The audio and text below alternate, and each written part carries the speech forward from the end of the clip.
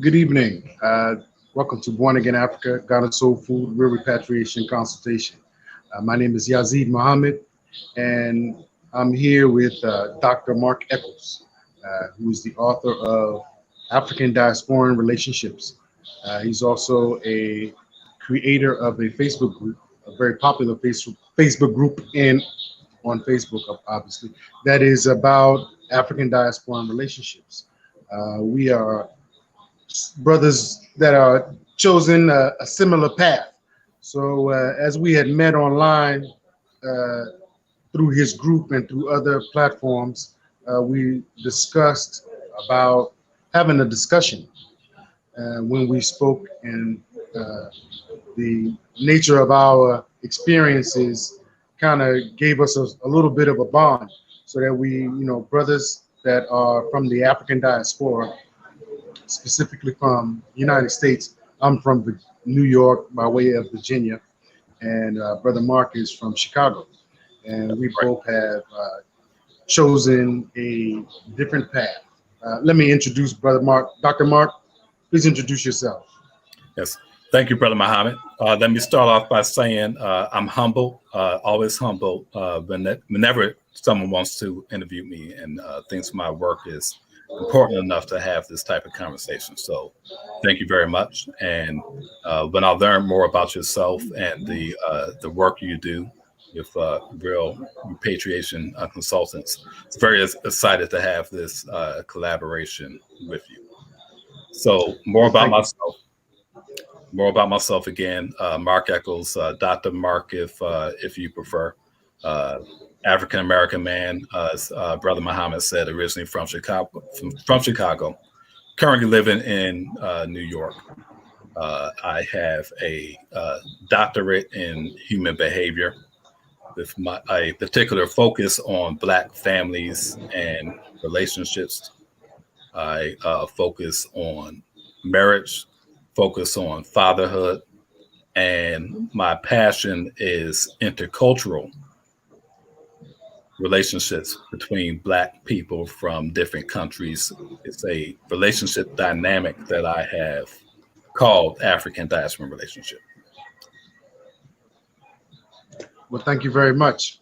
Thank you very much, Dr. Mark. You know, how I initially came across your Facebook page was that I was trying to organize a meet and greet here in Ghana. I have a restaurant called Born Again African Ghana Soul Food. We have a venue downstairs and a restaurant that we specifically sell soul food. And we are a diasporan owned business. So we have become something of a hub in the eastern region of Ghana, as well as part of the Volta region. Well, I try to draw African diasporans that visit Ghana or that are living in Ghana to also meet brothers and sisters, or indigenous brothers and sisters that are born and bred here in Ghana, that are interested in relationships, or to develop a relationship between the African and the indigenous African. I should say the African diaspora and the indigenous African. Right. And through that, I began to market my business into a few of these types of groups. And through that, that's how I began to see that my relationship was unique, but was also growing something. You and I, we spoke before the program here, and when I started university at Norfolk State University, I then had an opportunity to meet not just Norfolk State, but Hampton University as well. I then began to meet a variety of African women from across the world, right? Which gave me a different experience from the neighborhood girl that I was maybe dealing with, So then there's a different, everybody have their own way of dealing with relationships. And that was my first introduction into the African world, if you will. I had a sister that I was living with from St. Thomas, and I had friends from St. Croix. And, we we all see. I seem to gravitate toward them more. Why that is, I can't really say, but it's just I like their cultural uh, things that they brought to the table. And if I may say, I thought of them also having a more sense of an African self. Uh, my experience as I'll just say a born again African from a very early stage in my life, where I always knew that I wanted to be with a black woman. So I was always attracted to not just a black woman, but a dark skinned black woman, not that there's any difference, but that was merely what my attraction was. So as I, into the university level and began to meet these other different women from across the world, mainly they were from the Caribbean, and I had very little interaction with indigenous Africans. But as I began to date these African Caribbean women, I had a different exposure or interaction to a whole different culture, the different language or dialect that they were speaking. It was all very new to me, and I had to kind of learn my way.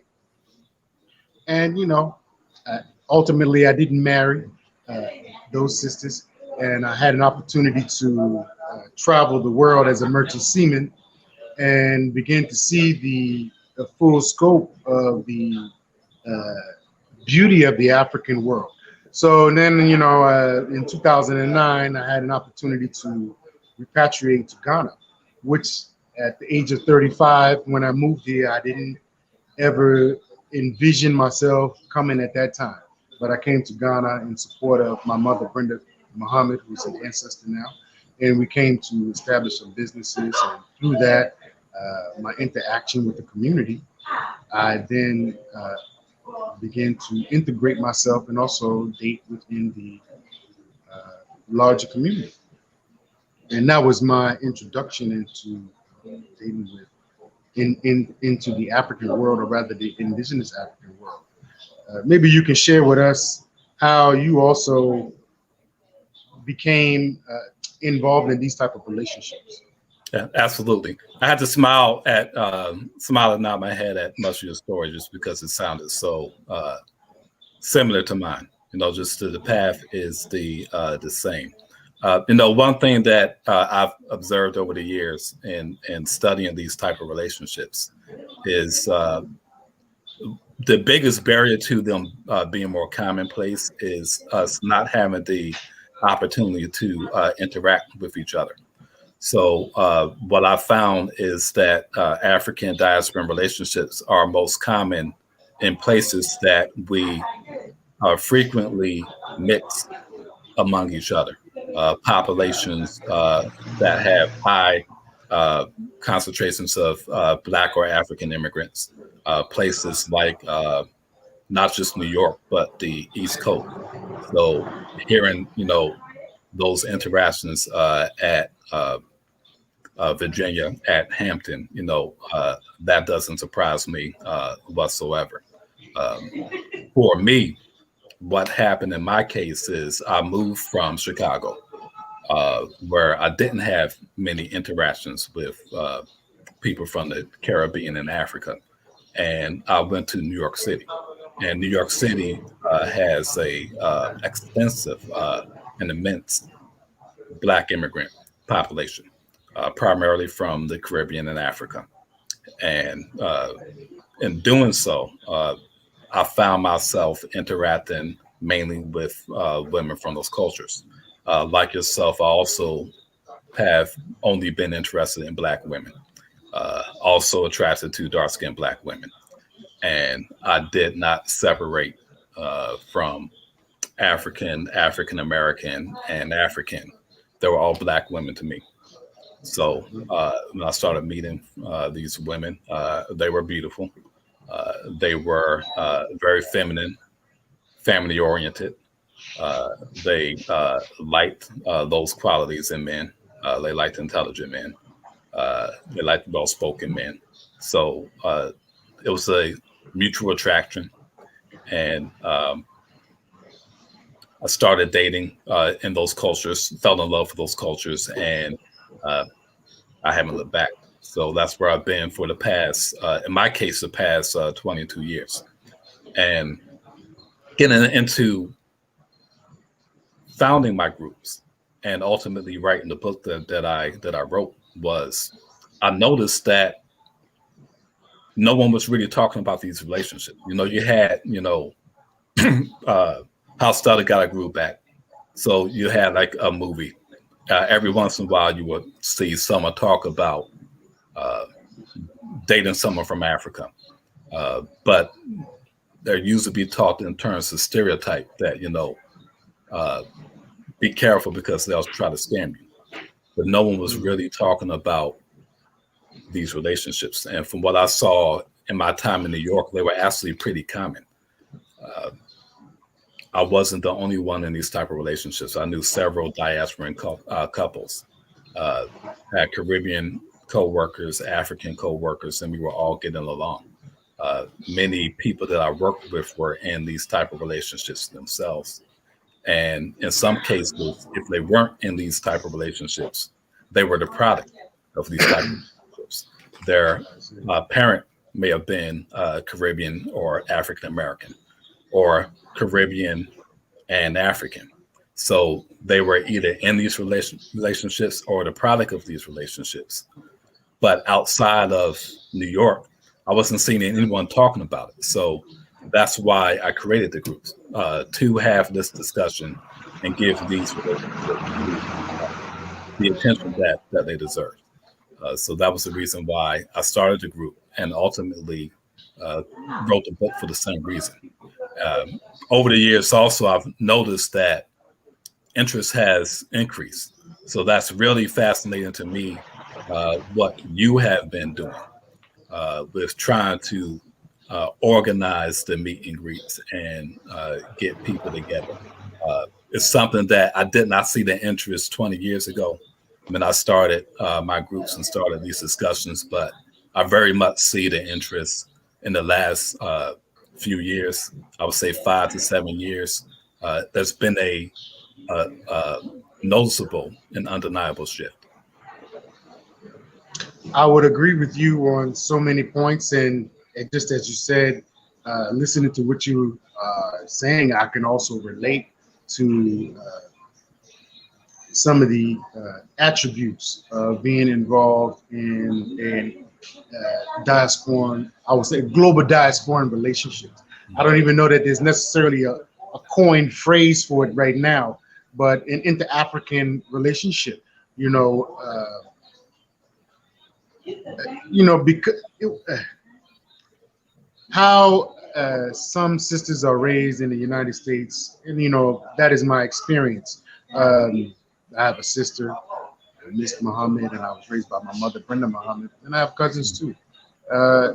Some of the roles, gender roles, if you will, in relationships are not so defined in the U.S. anymore as they are in the larger parts of the world, specifically Africa and Ghana. So, when you speak of a family-oriented, feminine, and by feminine, I'm going to assume you mean modest femininity, in the way that maybe they present themselves to the public. And I'm talking of dressing and also behavior. Also, the way that they relationships, again, it's more traditional. More traditional in the such. When you say more traditional, what do you mean? More traditional in that they believe that, or they will approach that the male as the head of the household, their role is to support the family. More traditional in that type of sense. You often find that more in those type of cultures. I agree 100%. It's not just in the African culture, but even in the African Caribbean culture, the roles of the male and the female are kind of really drawn in the dirt. the male is the breadwinner, the female is the home is in charge of home care or the family, if you will. And it has worked cohesively together. It's interesting enough, I saw an interview with Dr. Umar Johnson on the Breakfast Club, where he discussed the decline of the Black family structure and it being a target for the white supremacist construct. That is to mix up and disturb the relationship or the power base of the Black family or the Black community. And that has always been the Black family. That is the man as the head, the female as the wife, and the children.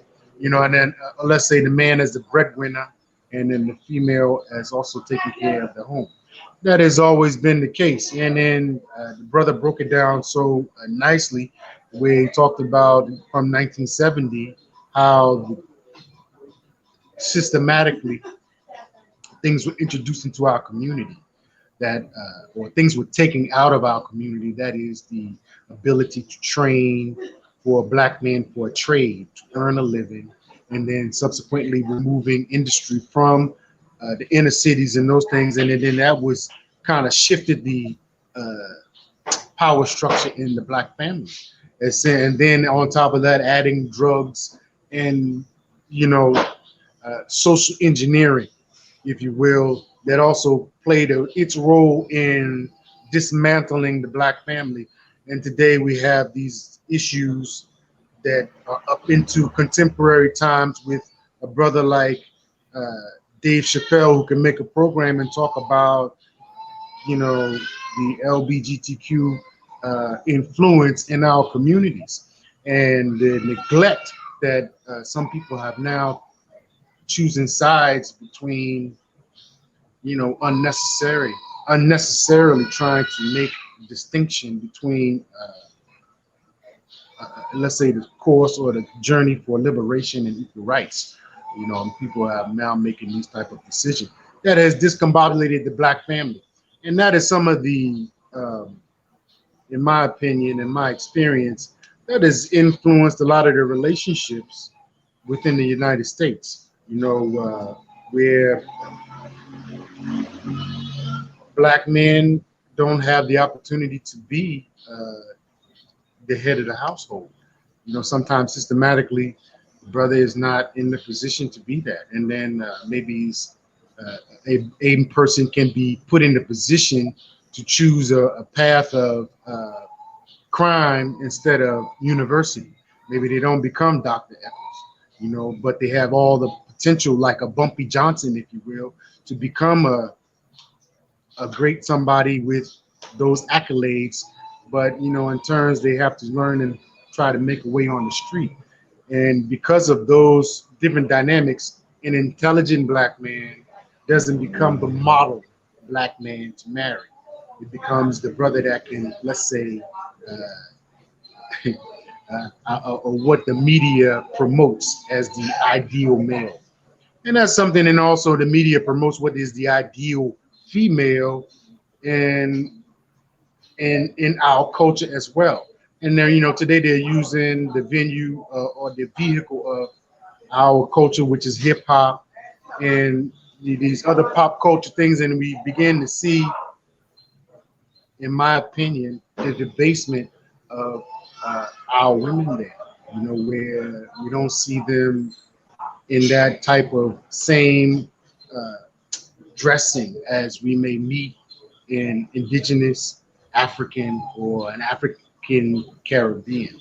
And it's not across the board, but it's, that is what is being promoted, in my opinion. And so today, you look at these different things that's going on, and the brothers in the United States, they're having such great challenge with not starting a family, but marrying and being responsible men to their families. So, and even for sisters to even choose a male or a mate to be in a responsible relationship, it has become a real challenge for us.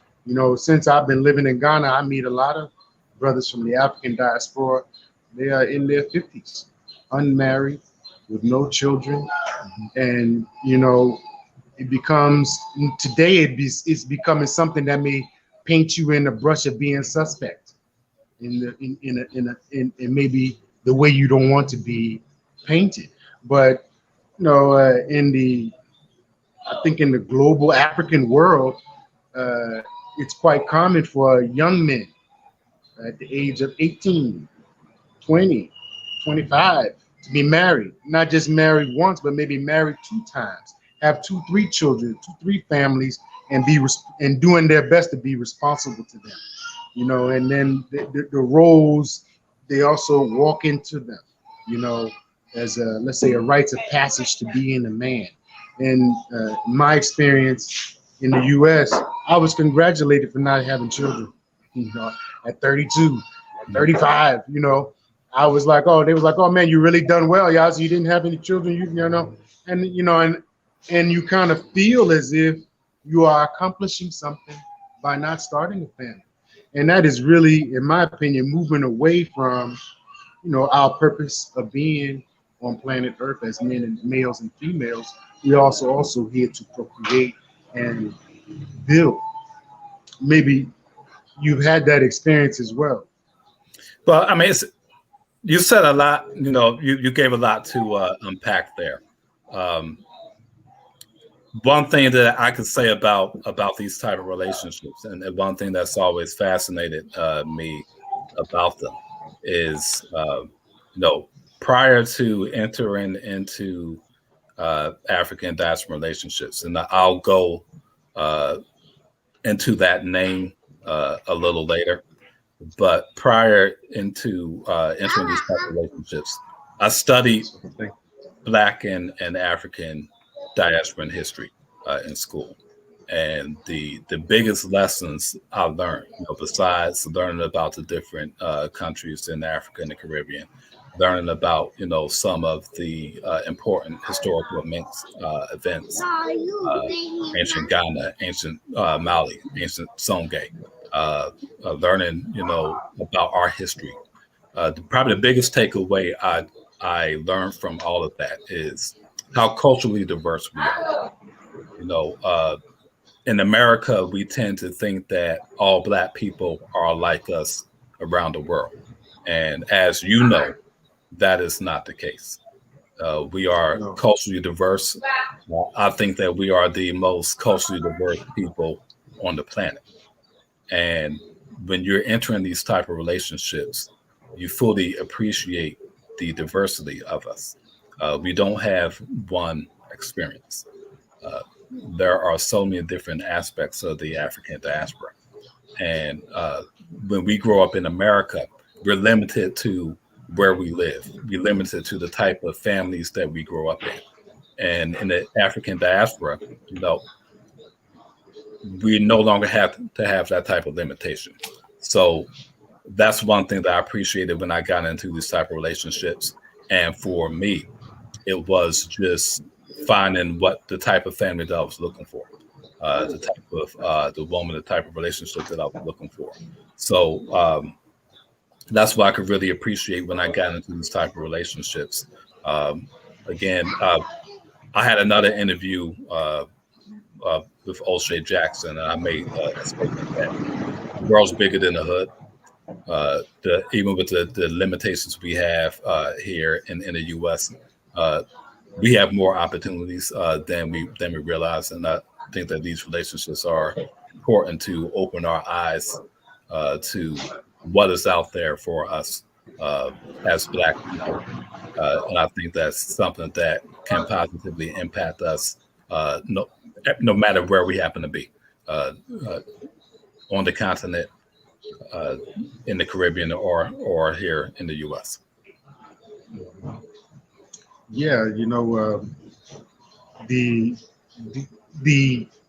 I often advocate for these type of relationships. Reason being is that, as I spoke of, maybe some of the dysfunction among us in our relationships in the U.S. You know, that being that we don't have those defined gender roles and those things. when you come to these other, in my experiences, also living in Ghana for the past 12 years, married to my wife, Jeanette Agmanyo Muhammad. And when you have these type of relationships, it becomes, in my opinion, and something of a healing for some of us. How would I put it? That, maybe some of the responsibilities, and I don't think it's any different for responsibilities of a married man here than it is there. But when you look at other men around you, they are also gravitating to those responsibilities. It's the culture. It's cultural. Yeah. Exactly. Even there's some expectation of you at a certain stage in life that you should have produced children, or that you should be getting married. These are, let's say, rites of passages into manhood, as I've observed. And there are so many diverse cultures in my own small community here in the Asojiman district in the eastern region of Ghana, where we have Airways, Akans, Aquapim, Akans, and Krobo, as well as Osoduku. And you have also Francophone speaking people also passing through. So, you have such a diverse community here culturally, and everybody seems to get along cohesively. Basically, I think along the lines of when it comes to marriage, there's a certain level of vetting of an individual, or I would say a potential spouse. You spoke up early about real repatriation consultation, consulting, that the business that I started to also assist people in their repatriation journey. My 12 years has given me a wealth of information and a wealth of knowledge, as well as a great network that I can also access to, that I can share, and also help other people to maybe avoid some of the pitfalls and bumps in the roads that I experienced. And one of the things in relationships, in these particular type of African global relationships, is the misinformation, that we have about each other.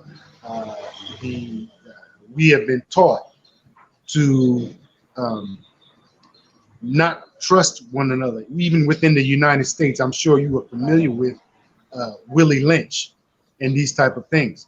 So my daughter is trying to say hello. Say hi, Rose. What's her name? Rose McBenya. Can't see. Hi, Rose. Hi, Rose. How you doing? All right. So yeah, through those, I forgot, I lost my train of thought. But talk about the pitfalls and the reason why the background check. Yes, the background check. Thank you very much. Yes, the how I have been assisting people with these type of relationships. As a merchant seaman, as I was going around the world, you would meet different people. People are waiting for African diasporans to come in, and they prey on people. And if you are unsuspecting, you're going in with your emotions, you can be taken advantage of. And it's different dynamic of dating, online dating. Online dating, I remember in Virginia, in my introduction to online dating, it took a while for our community to really start to gravitate toward online dating. Now, when you introduce online dating that is intercontinental, you just can't drive to somebody and see on them or check on them. Maybe you want to check on their webpage or whatever, to do a little check on them and maybe see if that person really does work there. Or maybe you want to know if that person really is who they say they are. Those things become a challenge when you are talking of intercontinental, and also language barriers and cultural barriers. So, it becomes something of a challenge. And what I've learned through the process of getting married, or courtship and getting married in Ghana. I was also lived in Ghana as a single man for a few years before I met my wife and married. You know, when we marry here in Ghana, you know, there's the traditional marriage, I think, is more common than the court marriage. You know, so in that process, there is a vetting where, and I'm not talking about a boyfriend or girlfriend here. We are talking about somebody that's you are in serious consideration of. Even you've taken the step to accept the ring or accept the proposal, and now you want to take it to the next step. It's not, you know, the service I provide. I'm also providing with repatriation background check. It's not just necessarily something that is, you know, you call me and I'm going to check on some man or woman that you know you met online. You don't know anything about them. You know, it's really about supporting a brother or a sister that met somebody online and want to repatriate or want to further a relationship based in Black love. And that's what, you know, what my impetus was to try to generate such a service, because I also visiting your groups and as well as dialoguing with other African diasporans online. This is quite a common concern of so many people. And let me tell you, living in Ghana and also I've met a lot of sisters and I've, you know, that come, and it's mainly, let me say, a lot of African American sisters or African diasporan sisters are maybe leading in the repatriation efforts, you know, because of the dynamic in the United States, as many of them being the breadwinner over the males, they may be in a better position to spread their wings and come out and check out other options, you see. So, you know, and what I've noticed is there's a lot of African diaspora women that may even come on their own, you know, come by themselves and meet a total stranger. Well, not a total stranger, know somebody online, but, you know, meet somebody that they never met before and in a country that they are unfamiliar with, and risk it all, you know, to come and meet somebody and take a chance at Black love. And I appreciate that. But I think we need to also be ahead of the relationships that are being cultivated out of the interaction, I would say the new interaction between those of us African descendants of the slave trade, if you will, and the indigenous Africans. You know, many of us, we don't know much about each other. So, you know, it's a whole process of learning. So those of us coming into Ghana specifically, we may not know anything about the vetting process before marriage, you know, so that you prevent yourself from marrying somebody already married with a family, you know, and that case, and that, you know, when you take the consultation with me, I can explain to you how some of that vetting process goes, you know, so that you know you need to know certain things about your mate so that you can trace it and know and say, well, you know, let me find out, you know, is it real or not? Even you need to have the support of your family and friends at the time of engagement, at the time of the knocking, at the time of the marriage ceremony. You then have an opportunity to ask questions of the potential spouse's family.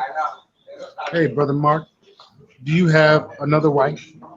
Are you met? You know, and when it's coming from an elder, from my family, you feel a different way to answer it, especially when your mother is sitting there. Even your mother can answer for you. Your father can. I have been a witness at more than 2 weddings where I've witnessed these type of interactions. And we coming from outside, we don't have an appreciation for those things anymore. You know, we move from one big city to another bigger city, and you may not even visit your family, and your family may not even see your potential spouse. You may not even want them to see who you are dating and those. living in today. So it's not uncommon for us to in the United States to marry somebody that your mother and father never met, never got an opportunity to question, and you were just bringing this person home. Hey, this is my husband. Before you find out, that's your sister. And I've heard of these instances more than once in the United States where these things can occur because we don't give a proper vetting to our potential mates. So this is how I kind of even came out with the real repatriation consultant background checks, so that I can be of an assistance to our sisters, mainly because they are the ones leading. When a man marries in Ghanaian culture, when a man marries a woman, the man has to go to the woman's family house, accept a list of things to fulfill in order to marry. So, as a sister coming from the United States into Ghana and trying and attempting to marry a man, the man doesn't even come to your house. Nobody even is there to do any checks and balances for you. So as an African American male, I saw some of these challenges that some of our sisters have been facing. When I married my wife, I went to her family house. I received the list. I fulfilled the list. I brought my mother and my brother, and we had a marriage there where we also got an opportunity to dialogue with each other, because it's not just two individuals marrying, it's actually families marrying families, and that's really a lost tradition among we the African Americans specifically, but I think you can extrapolate it and say maybe within their whole global African family, it's something that we've been lost. So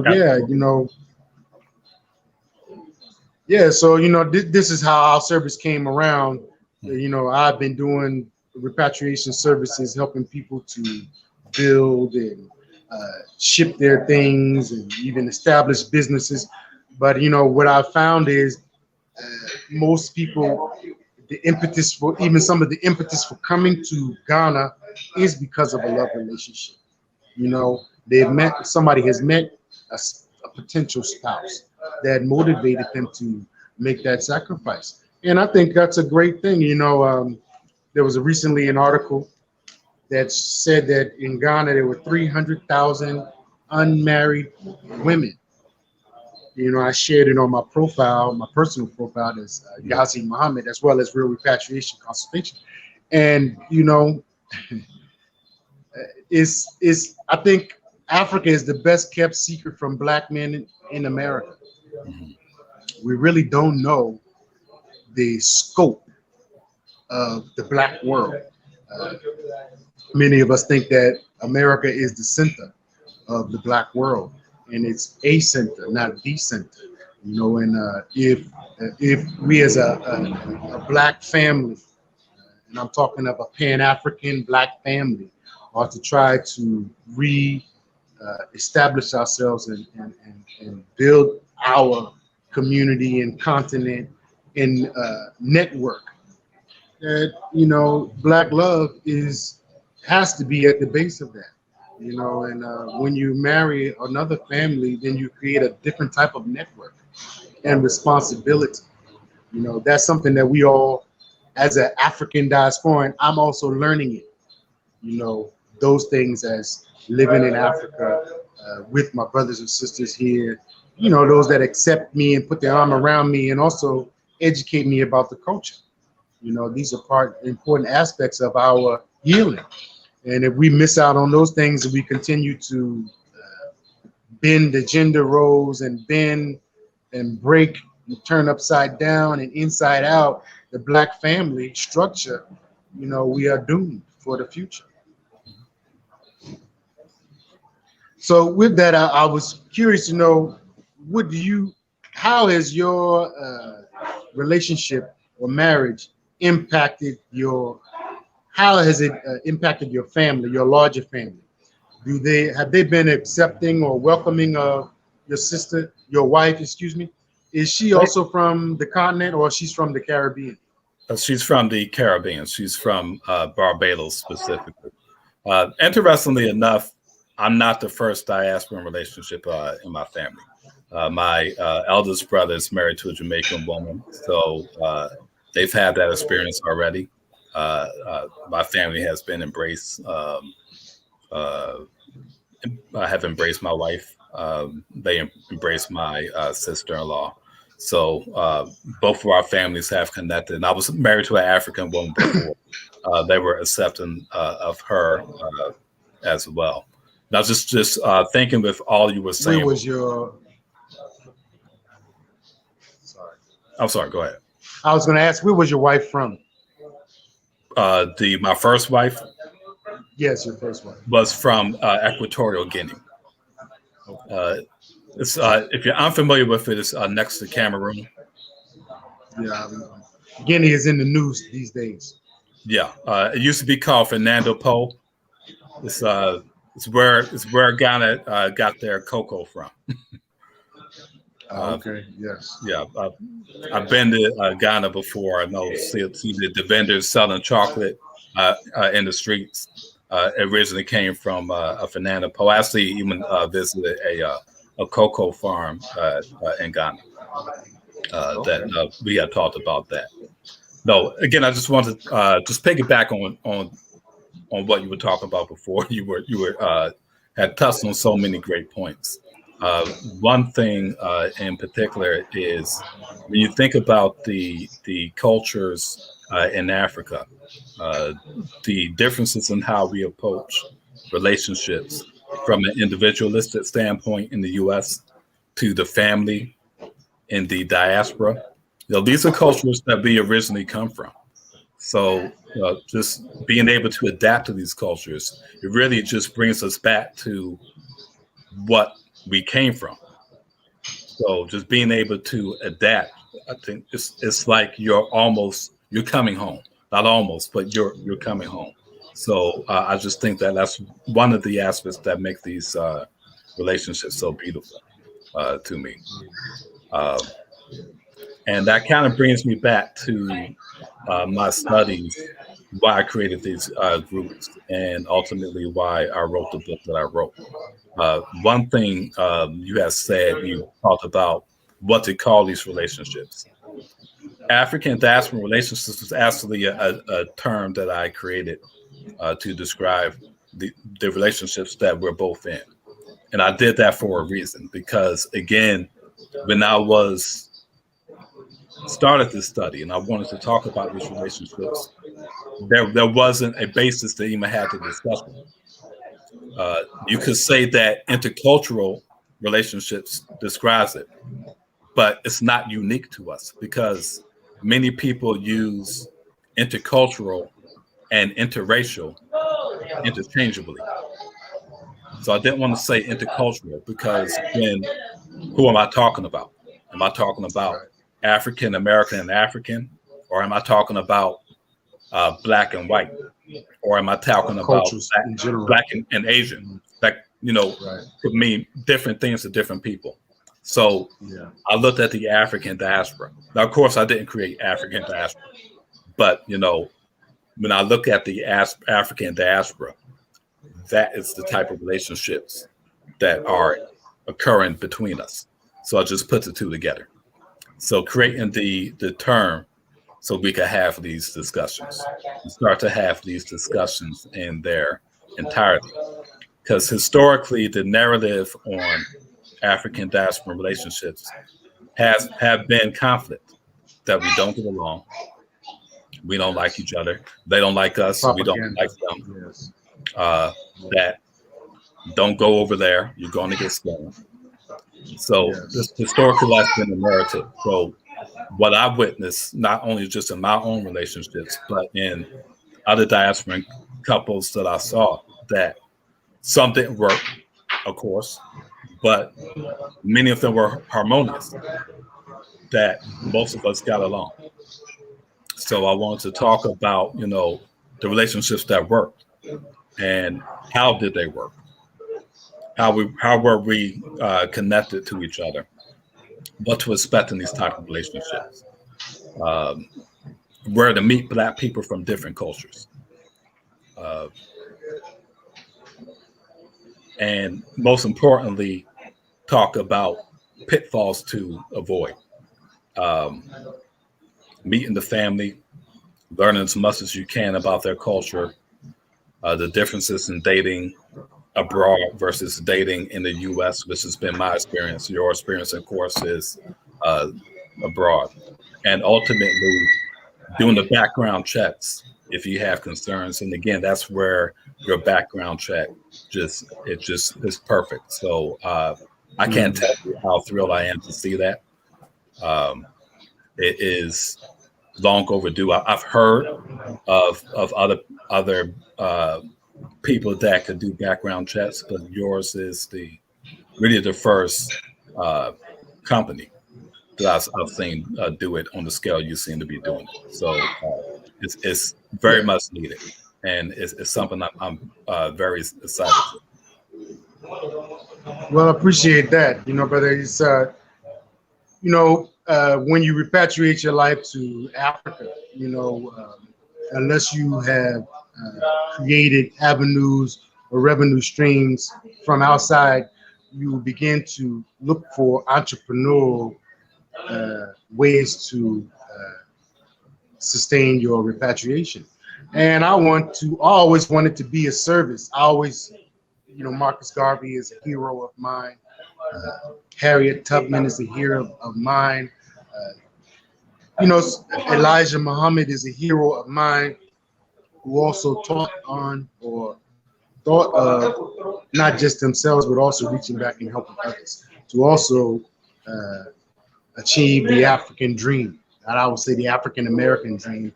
And one aspect of that African American dream is freedom of white supremacy, if you will. And I was fortunate.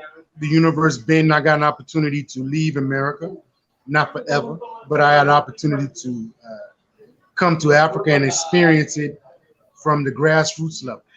And at this level, and I get an opportunity to dialogue with brothers and sisters here, and I hear some of their concerns, as well as some of their ignorance about us. And then, my living here also gives an opportunity to destroy some of those myths, about African American men being X, Y, and Z. That is the propaganda that is promoted around the world through social media, period. So, a lot of times, the interaction between myself and other brothers and sisters here, sometimes they are like, wow, I never knew you all were like that. I always thought you always talk with MFs and GDs and N-words, and that is the perception of a lot of us. It plays out in the Nigerian the worst about each other. Yes, the worst about each other. So even when, let me share one concern that I often hear from Ghanaian women, and that is that, is it Ghanaian women? No, Ghanaian men, excuse me. Ghanaian men often say, African diaspora women that come here, many of them are African centered. And if you know those, I'm sure you would know those type of women, they are not necessarily the mainstream type of Black woman in the United States. So they are sometimes normally attracted to the Rastafari and the Jamaican, those type of brothers, that kind of, express their Africanness through their dress and hair, whatever, or the music of those things. Where, a lot of the brothers here are coming out of the church, or went to university, and they have let's say a clean cut, look like myself or yourself, and our sisters don't gravitate toward those brothers, and in Ghana, some of those type of individuals that look like that have a stigma of being a criminal element, you see. And these are some of the nuances that I don't think we have an opportunity to learn. So then a sister may meet somebody online and come in, and the brothers, and find themselves in, not the best circumstance. So, that's part of the vetting of what we also try to do for people. So when you come in, when I was trying to organize a meet and greet, I wanted to introduce professional Ghanaian brothers and sisters to other professional Ghanaian diasporans, so that you can maybe have a better match, and there's some nuances here where unless you're on the ground before you learn from some of the elders here on how to select a mate, and I was fortunate that I had people to be concerned about my my relationship status. So they would be, educate me. When you're looking for a wife, Yazid, you should always be concerned about character. And I would be like, well, what does that mean? Well, how do you find out about somebody's character? Obviously, in order to find out about somebody's character, about a person's character, it takes time. Not only does it take time, but you also begin to, over that time, you begin to learn something about the person, maybe learn something about their family, maybe learn something about the community in which they live in and how they are representing themselves in that community before you make the next step into being with someone. Working at the restaurant here, I've had the opportunity to hire young girls, high school age, teenage age. Sometimes I just being a concerned brother, a concerned black man, I also try to whisper in their ear, how maybe, you move with people in a restaurant. Don't position yourself for a predator. You need to know how to talk, project your voice, how to, so that the man also can respect where you are, so that, somebody doesn't look to disrespect your person by touching you or something like that. And some of these cultural things, maybe somebody didn't learn it in the village. Maybe somebody didn't have an opportunity to have that exposure to know how to interact with I operate a restaurant and a bar, so sometimes there are men here that are also drinking. So you have to educate these young women on how to move with them, so that they don't put themselves in a position to be in a bad position. And also to get an opportunity to dialogue and meet a diverse people. That has been my experience working in the restaurant here and hiring people, and also just people coming in, and you get the chance to, at the grassroots level, I would say, and hear what people are feeling, and, even the concerns they have about we, the diasporans coming in. There's so much propaganda, negative propaganda out there, also about equally about us as it is about Africans being all fraudsters, and that's a false narrative. That is not truly the case. Mostly, I think anybody that's been to Ghana, they can tell you the more average person that they meet seems to even be coming from a place of genuine welcoming of you. Yeah. So unless maybe you are doing something to disturb that relationship, that maybe the dynamics may change. But ultimately people are trying to also get closer to us. Yeah, and let me ask you this, Brother Muhammad.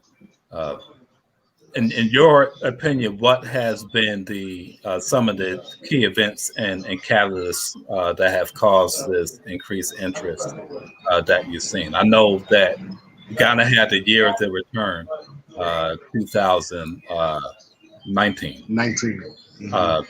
Have you seen an increased interest in these type of relationships since then, or would you say it was happening before? Well, as you very well stated, I've been here since 2009. Excuse me. There were no such groups in 2010.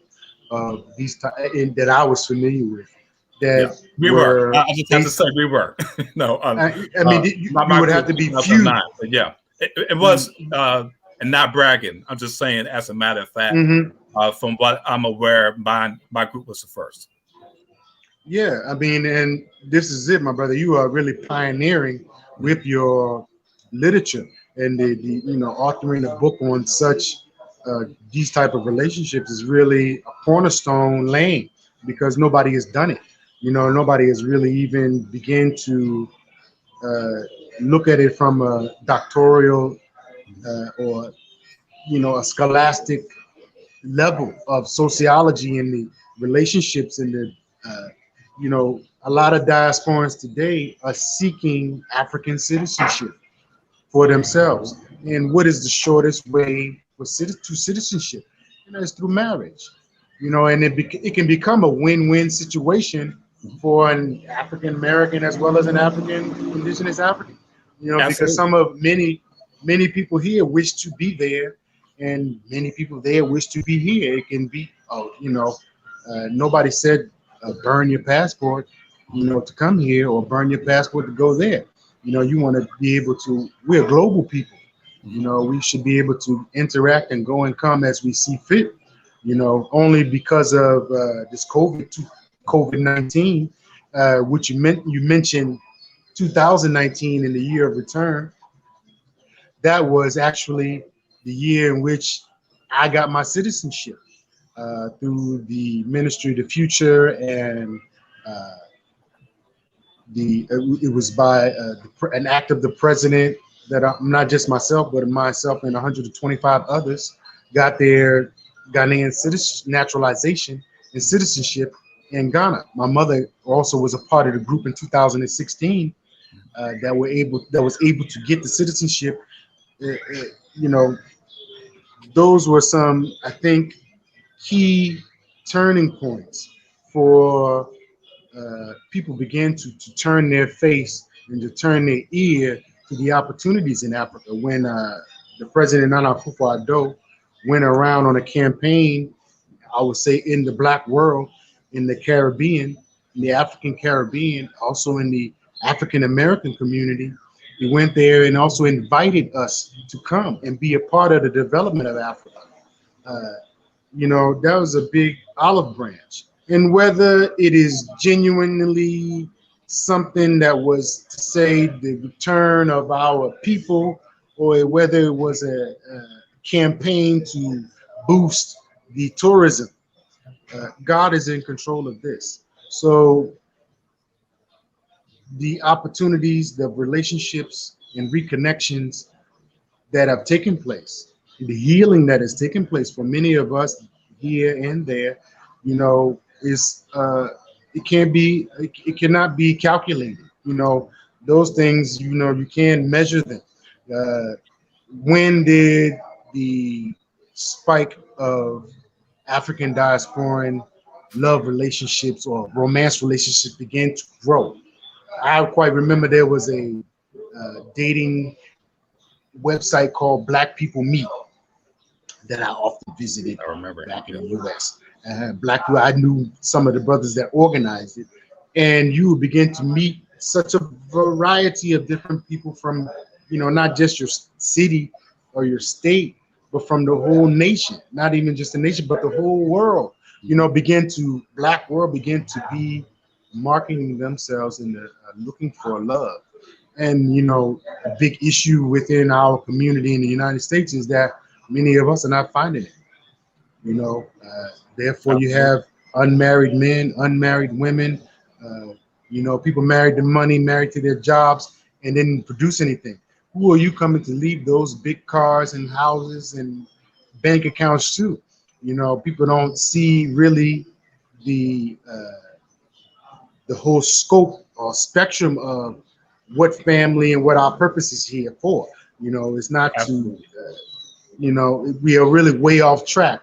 Moving to Ghana, I would say I began to relearn those things, and not, not that it was too far from my foundation that I had in the Nation of Islam through my parents, and learning about what a man's responsibility is to a wife, what a wife's responsibility is to a man, and what it is and what that is to a family.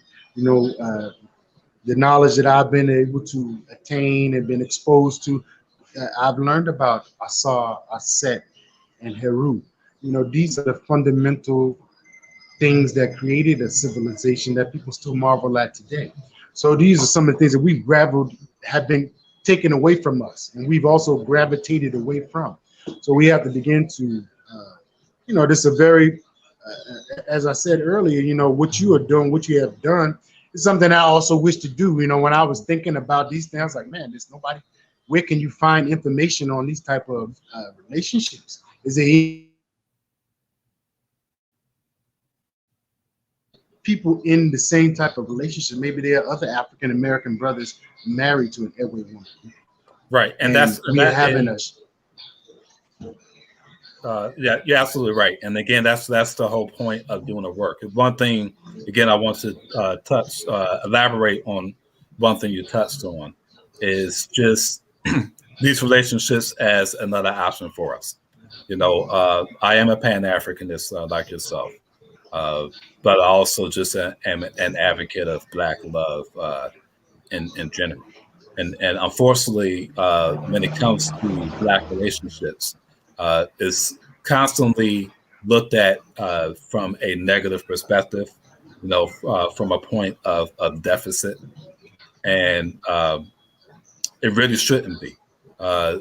When I talk about the African diaspora, it's to expand our mind and our perspective. In the U.S., there are roughly about 43 million African Americans. In the diaspora, there is 173 million. And in Africa, there is a billion people. So when you look towards the diaspora, there is no shortage. There is no deficit. You can find what you're looking for. And in terms of my book and my work, I wanted to illustrate how many of these relationships there are. It's estimated in the U.S. that 3% of marriages are diasporic couples, primarily African American and Caribbean, but they're also African American and African as well. And 3% might seem like a small number, but if you look at it in the actual numbers, you're talking about millions, probably about 2 or 3 million couples. So that's significant. And that was the study that was done nearly 20 years ago. And since then, the numbers of Black immigrants have continued to increase as marriages between us. And of course, this is not touch on diaspora relationships abroad, like your marriage. So we're out there, and we do need to know about each other. And that's what this is for, to educate others and have these conversations. These relationships don't get the focus that they deserve, and I think it's a travesty. And this is the beginning to give us a spotlight that we should have. I'm sure I can envision you one day being interviewed on CNN by one of them about this particular subject, and that it is growing.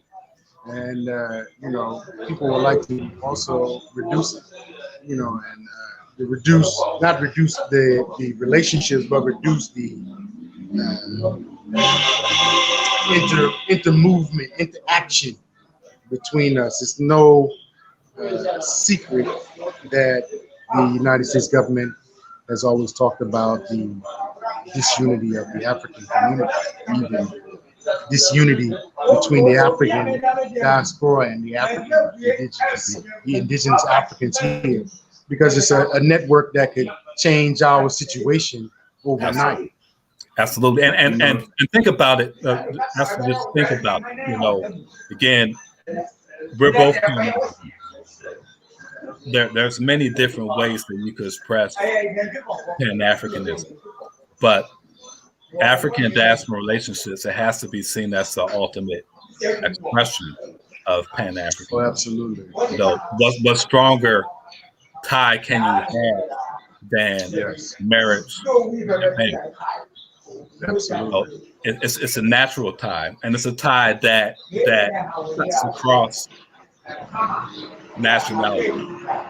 It cuts Mhm. across political divide. You know, when we marry into our families, we're invested in our communities. You're invested in Ghana Yeah. in a way that most African Americans cannot be. You know, you might study about Ghana, you might know about Kwame Nkrumah, you might know about the Black Star, uh, but when you are married into that family, you are naturally vested into that community, equally vested in the community as your own community. The same way I am with Barbados. I'm naturally concerned with what happens in Barbados because that's where my wife is from. That's where my children have heritage from. So it binds us together. Uh, we are not just sharing and learning different cultures. We have opportunities for business investments, collaboration. So again, it's just the ultimate expression of Pan Africanism. And if it happens on a wider scale, it will connect us as a people throughout the diaspora as uh, like no other thing can. So, you know, the potential of these relationships cannot be understated. Oh no, I don't think it could be understated at all. And I learned that love is the highest vibration, Mhm. and if we can manifest black love, that is black excellence. And that's what I would say the African Renaissance is about. I was blessed to be able to come in when I did and be at this level and advancing myself, and now I'm in a position where I can also assist others. And that's a real honor for me, and also to meet other African diasporans going through a similar journey. As I stated earlier, a lot of African American women seem to be leading, and I don't get an opportunity to meet a lot of African American men also in these type of relationships. Uh, I would like to ask you a question about some of the challenges you have faced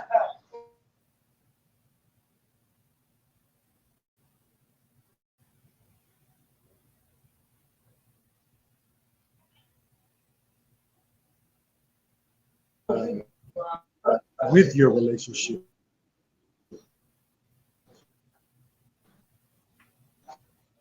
from the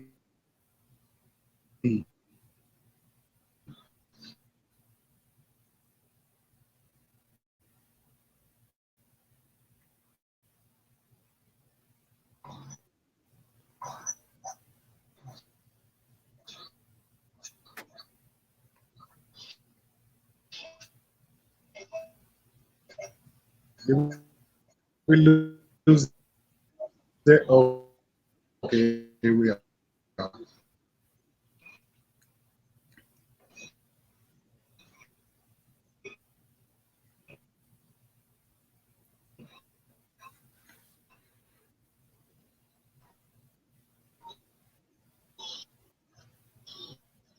Did you Okay, did the you feed get is cutting off. my question? I could guess the question. What are some of the challenges I face?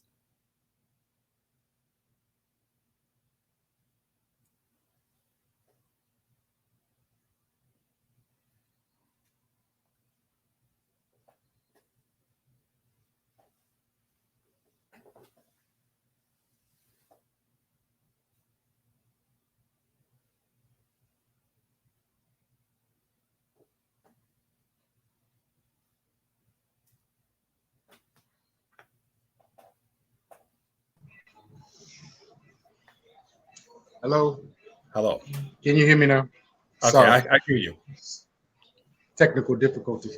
But yeah, I don't know if you heard my last question. Mhm. Maybe you and I can discuss some of the challenges that we have faced in our relationships from the larger community. That is, you go ahead. Okay, so Have it's a you question faced any challenges, or it's a have you question I'm had asked. any, let's say, stereotypical Mhm. comments directed at you for being in a relationship uh, with a woman from the African diaspora? Well, I could tell you this, Brother Muhammad. I personally have not had too many challenges, and I think that's for two reasons. Are you getting me? One, yeah, Mark, are you you hear hearing me? me? I hear you. Do you see me? Can you hear me? I can hear you, but you're frozen. The image is frozen. It seems we're having some technical difficulties here with our broadcast. Okay. Okay, you're back now.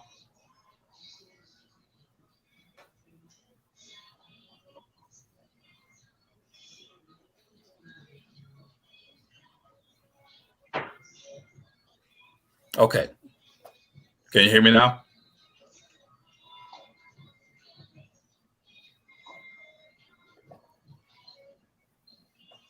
Go ahead and answer the question when you get opportunity. Okay, so I personally have not had too many challenges, which I attribute to two main things. One was the preparation I had for these type of relationships before I entered it. I did study Black and African diaspora and history in school, so I was familiar with the cultures before actually dating women from Africa and the Caribbean.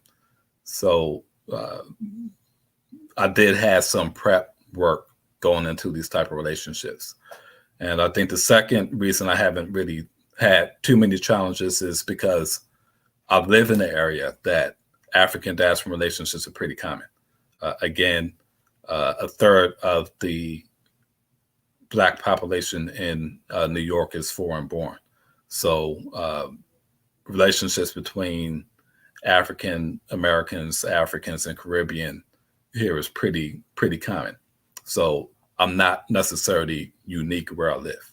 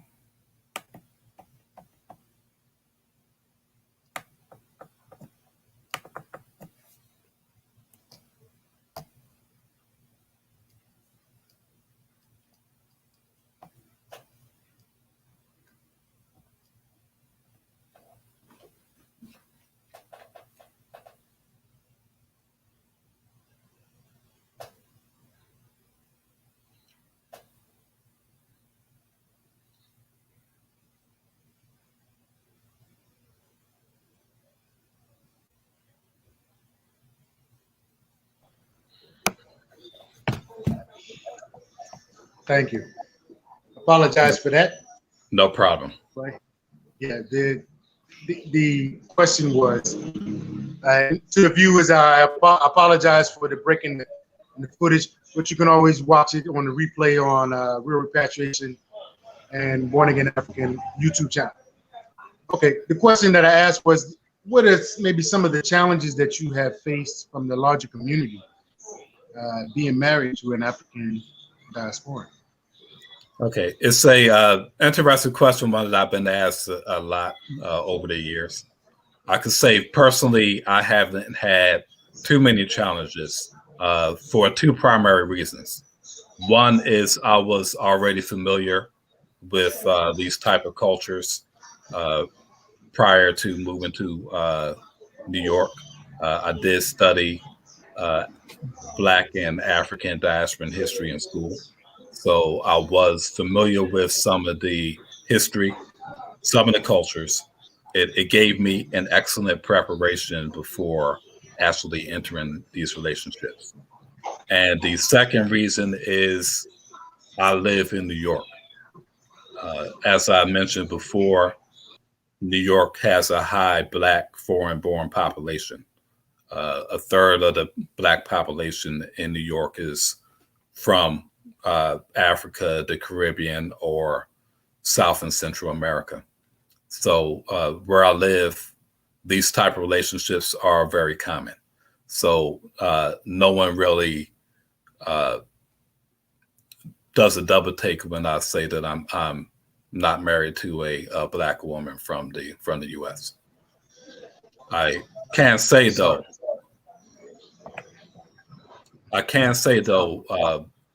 some of the challenges I think that most people will have under normal circumstances, if you have a Black man that's not in a population that's so heavily foreign born, is more judgment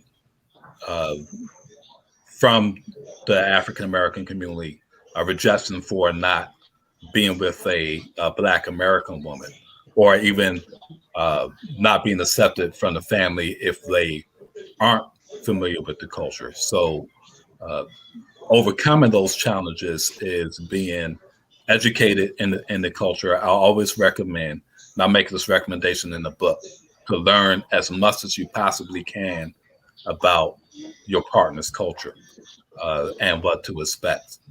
And in terms of the negative opinion you may have in the broader community, I think one thing common to Black men is you have to have the confidence and the self-assurance to make the choices that are in your own best interest. Ultimately, we are with Black people, and these are relationships that strengthen us as a whole. So I think that you should not be ashamed of making a decision that's the best decision for you. And ultimately, this is about not rejecting our own culture. It's about understanding the global Black community and our greater place within that community. So those are some of the things that I think that having that perspective and awareness can help overcome some of the challenges that other people may have. What are some of the comments that you've heard specifically about, you not choosing an African American sister? The funny thing is that some comments I've heard, ironically, will be the same type of comments you might hear for somebody that is in an interracial relationship. You're not strong enough Wow. to be with a Black American woman. I have mentioned before I did an interview with the legendary O'Shea Duke Jackson on his Ken Ganda channel, and the overall reception to that interview was positive. I'm sure primarily because of his audience. The audience of the Ken Ganda channel is one that I suspect will be similar to your audience. Pan-Africanist and very supportive of what we're doing.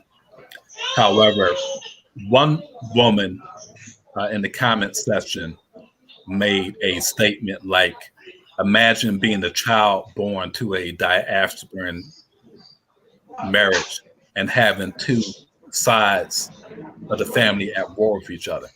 That was just amusing to me. That that's the same type of comment that would be made for a Black person that married into a racist white family, and they're being called racist slurs every time they visit their relatives. And that's not the case at all with diaspora couples. So my children are embraced by both sides of their family. And even I have children from my first marriage with my African ex-wife. The same thing with her family. My children are embraced and loved on each side of their family. And more importantly, they had the benefit of being from two different cultures. You know, when my children visit their mother's families, they're not going down south. They're not going across town. They are visiting different country. So they're visiting different countries. They're learning different cultures. They're experiencing different foods. They are listening to different music. They're being enriched.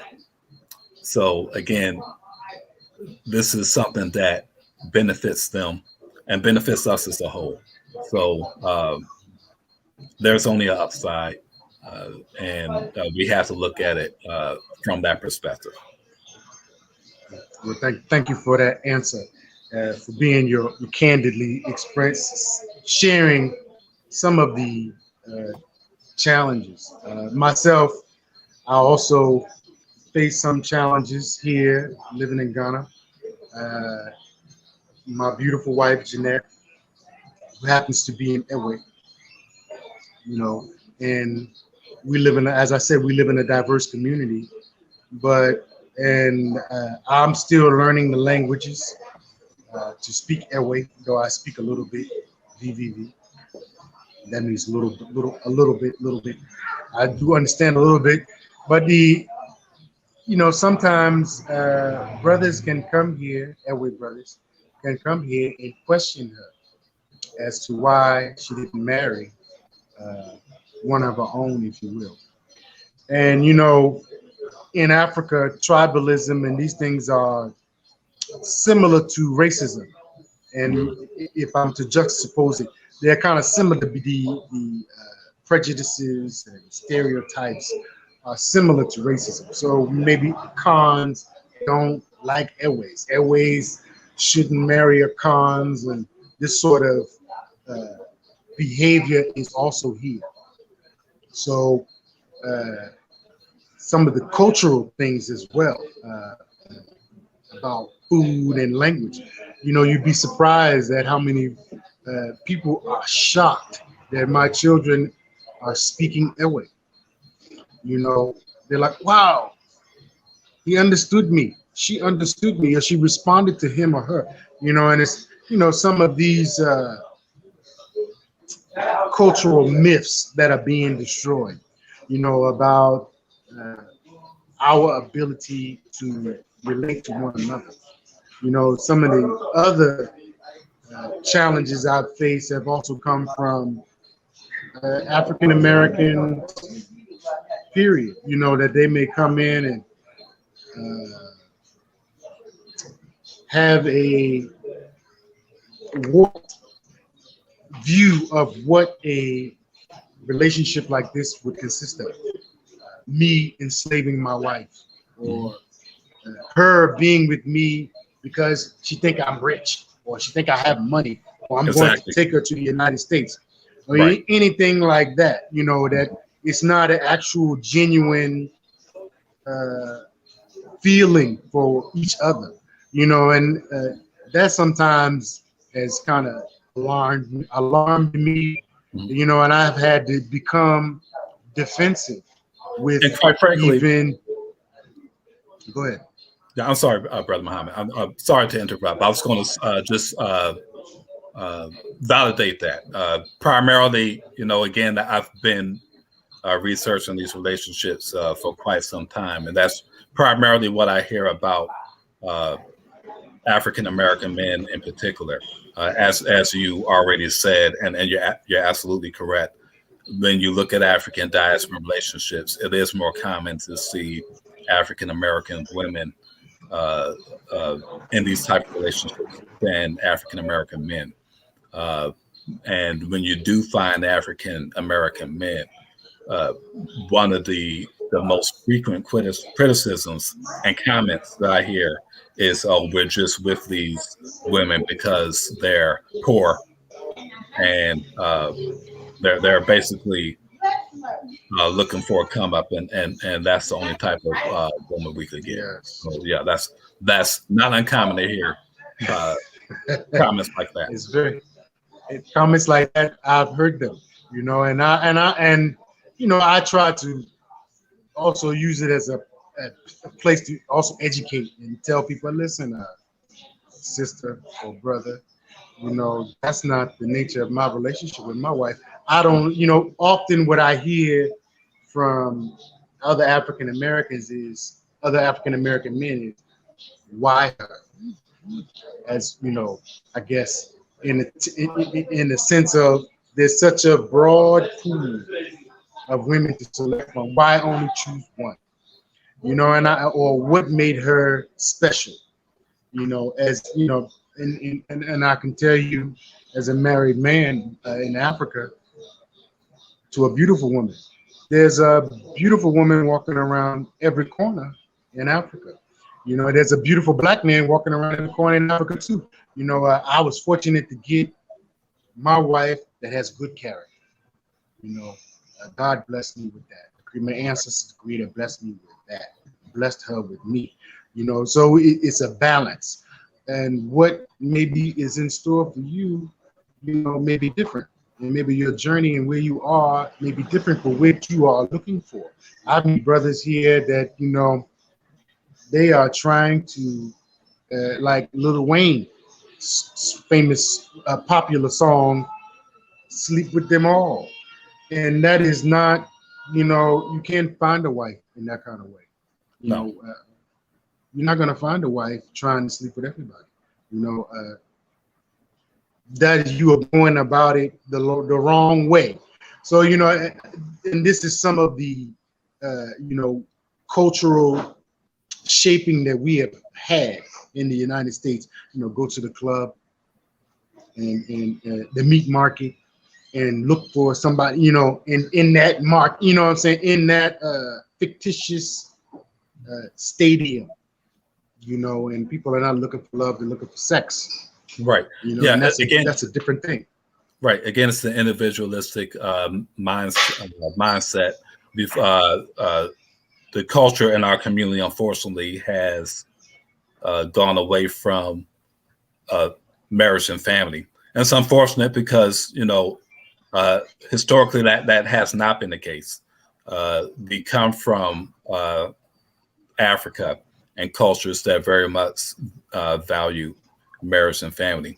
And even within our own culture, after slavery, marriage in the African American community was the norm. At certain points, our marriage rates were higher than even whites in America, and we had high rates of marriages from essentially from the 1870s into the 1960s. It's really only in the last 50 years we have seen this decline. But even in that decline of the Black family and the traditional Black family, there are still African Americans that are family oriented. Men like myself, men like yourself. I've mentioned in interviews before, my parents have been married for 52 years. And in a harmonious marriage for 52 years. So that was my background. And that's why I'm more family oriented. And I think that's also what made me such a good fit for these type of relationships and what attracted women in the diaspora and the African diaspora to me. Because the values that I had were matched what they were looking for in a man. And I think that for African American men that find themselves in these type of relationships, those who are successful That's what the attraction really is, not the stereotype that we got money and these women are poor. These women are looking for good men. Well, Yeah. as you said, Stability. they're looking for stability. As you said, that there's 300,000. Correct me if I'm wrong. You said 300,000. 300,000 or more unwed women. 300,000 unwed women in Ghana. Yeah, and you'll see, similar in pretty much every country in the diaspora. So, women are looking for good men, and for those of us who are family oriented, we'll be able to make those connections. So interest is increasing. You're seeing the increase. I've been seeing the increase over the past 20 years, and interest is going to continue to increase. Yeah, I believe that 100%. And with people like yourself and myself also sharing their experiences and doing scholarly works on these things, creating Facebook groups on social media platforms, you don't have the only relationship group. There are others that advocate for these type of interactions between the Black world, and this is the future, and this is not the this is the now future. This is the now future that we are seeing. So one aspect I also wanted to, excuse me, one aspect I want to hit on is I have children now, which is the ultimate accomplishment of any relationship or marriage, is to procreate and have children. So now that I have children, I also, let me ask you a question, or maybe from your wife's perspective, because you are in the country and are the dominant in your culture, if you will, in the United States. I am the minority here in Ghana in the Ghanaian culture. So some of the, let's say, the experiences that I had in America, my children are not going to have them. Some of your wife's experiences, many of them, her children are not going to have them, be it picking mangoes from a mango tree or walking on the beach or whatever. They are, so what I'm experiencing in my own relationship is watching or witnessing some of the American culture fall off. My children, they won't get them. They won't have that. I'm not creating that opportunity for them at this stage in their life. My son is 1, my daughter is 3. And, I recently had a conversation with a Ghanaian brother, and he told me, Yazid, I think I commend you for living in Ghana 12 years straight, not going back, marrying an indigenous woman, having a family business, yada, yada, yada. But I want to implore you to send your children to school in the United States. And I was like, oh, thank you, brother, for your unwarranted opinion. But I want to unsolicited advice. Your unsolicited advice. I said, but I turned the question on him and asked him how would he feel about his, and he had 3 daughters. How would he feel about his 3 daughters going to school, going to a genderless school, or being put in the environment in the United States? He was a Ghanaian brother that spent time in the United States. And I think what his response was that the opportunity superseded those things.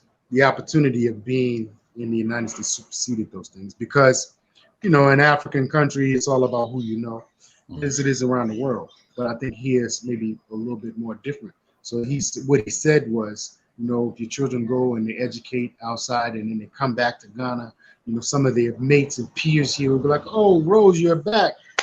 I have this, that, and the third for you. Where maybe they will grow up in the system here and quiet is kept secret in Ghana, probably across Africa, is a lot of the stunting of the development is because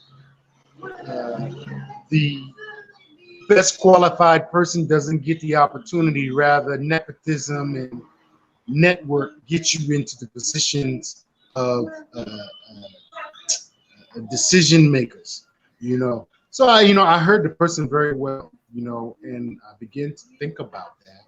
Do I want my children also to have that experience of being in the United States under those circumstances, and not just the changed world that I grew up in the United States of the LGBTQ this thing, but also racism, and I didn't even bring that up to him. Like, I didn't even talk about racism and those things that my children, my son, I'm never going to have the conversation with him about if he's pulled over by the police in Ghana, put all your licensing things here. Don't reach here, or be shot. You run risk of being shot. Those are conversations that I don't want to have with my children, with my son or my daughter. And I don't think they value that in the same way as it maybe, going to America is like going to an ATM machine and to extract money and come back. A lot of Africans, indigenous Africans that go to the United States and from the Caribbean, they go and never return. And as a Pan-African, that's not the dream I have or the vision I have for my children. I want us to be a part of the development here and the renaissance here, and to take a position. I think having my DNA and my wife's DNA gives them a leg up to move in the system here. That's my opinion. Maybe I'm wrong, but we are coming to find that out. Right. That's very interesting. Depending on your perspective, and I have to again emphasize that depending on your perspective, one, I won't even call it a criticism, but one observation of African diasporan relationships. And really, this probably is true of any type of intercultural relationship, but we're talking about African diasporan relationships. One observation is that when you have the two cultures, one could be lost, or one may be more dominant than the other, which also will result in one part of the culture being lost.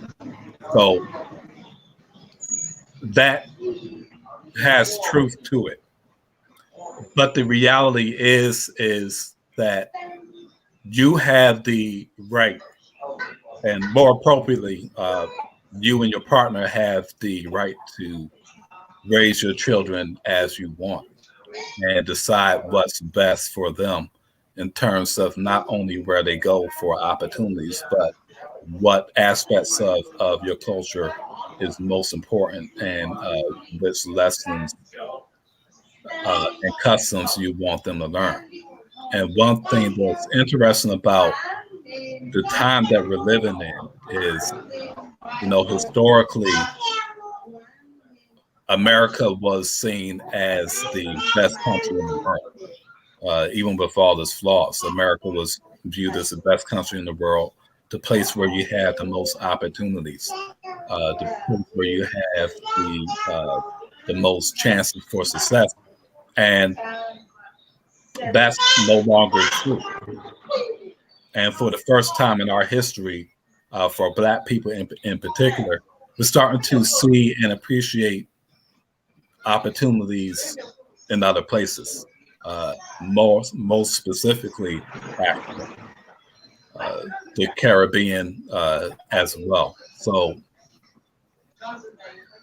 this person, I think he says the elder, this person's comments and advice towards you might have been good advice in the past, but in today's political, racial, and economic climate, Yes. it may no longer see it very well. Yeah. Yeah. And ultimately, that's your decision for for your children. That's your decision for your family, and that's something that no one can make for you. Nobody. Exactly. Brother, I think you and I, we could talk about this for another hour and a half. It's so much to unpack and talk about that I think maybe we can look to do a part two and go into it a little deeper. I shared Dr. Mark Eccles' his book, the link to his book in the profile of the StreamYard, and you can access his book and buy his book on Amazon. If you wish to contact me, you can use Real Repatriation Consultant on Facebook, as well as Born Again African Ghana Soul Food on Facebook, or you can message me on with my name on Facebook as well. We are also on Instagram under Born Again African Ghana Soul Food, and on YouTube, obviously. You can reach out to me if you would like to take on a consultation. It's $25 for an hour, and we can sit and dialogue, much like Mark and myself. And I will, share, listen to your questions, and give my opinions and my advice. I have a wealth of knowledge, a wealth of experience, and I'm also in a great network that can assist you to having a successful repatriation, be it acquiring a visa, or starting a business, or I wish to say acquiring land, but also in my area, I can also introduce you to the landlords, and you can negotiate your own land acquisition. And when you are in the position to have your land and also wanting to build, Born Again Africa, Real Repatriation Consultants has another service that we are now offering, which is to secure your investment in your building by being a third party to watch your construction go on as well for you. So if you're in the throes of construction and maybe your project is not going as fast as you would like, what we want to do is prevent people from being frauded. And that's a common fraud that people experience, living outside of Ghana, sending their money here to develop, only to come down and meet a mismanagement of money and no development. This is another big challenge that diasporans, and not just African diasporans, but Ghanaian diasporans also face. And, we want to be ahead of that because, ultimately we need all hands on deck to correct the issues that we have here in Ghana and across Africa. So those of us that have the will and the ability to repatriate their lives to Ghana or Africa, be it for love, or be it based in a relationship, or be it based in Pan-Africanism. You can access us and contact me, and I can also share my experience and advice to you to help you. So, brother, Dr. Eccles, thank you again for being a part of this platform and sharing your knowledge. And please continue on your work. I look forward to seeing you on online and chopping it up with you. And in the future, let's plan to maybe have another discussion. Maybe we open the platform up. I think I would like to hear a sister's perspective, about the nature of the relationships between diaspora. I can only share my experience as a man marrying a Ghanaian woman, but it's a whole different maybe dynamic when a woman marries a man into a man's family and how that transpires. There's some other nuances that are also that we didn't discuss about the nature of our relationships. Right, and actually, I do have some women in my book. If I could just say some last words about that, because there is so much to unpack. My book, to my knowledge, is the first attempt to discuss what it's like to be a Black person in a relationship with another Black person from a different country. So I try to answer every question anyone could possibly have about these relationships, from how many people are in them, what to expect in the African diaspora relationship, how to meet Black people from different cultures if you're interested in it, pitfalls to avoid. Specifically, how do I know I'm not being scammed, or someone is not just trying to marry me for papers? That's where Brother Muhammad's background checks are so very much applicable into. And lastly, I interview couples also in African diaspora relationships, most of whom are women, who all share their experiences in addition to my personal experience. So the book is pretty comprehensive about what these relationships are like. Again, the first look into relationships like this from a scholarly view, and a very important read, and first attempt to give these beautiful relationships the focus and spotlight they deserve. Thank you very much for that. And again, you can reach Dr. Mark Eccles on the Facebook page, African Diaspora and Relationships, as well as access his book, Amazon, African Diaspora and Relationships. And brother, thank you. And you have a nice evening. And I look forward to talking to you again soon. Okay, till we meet again. Peace. Peace.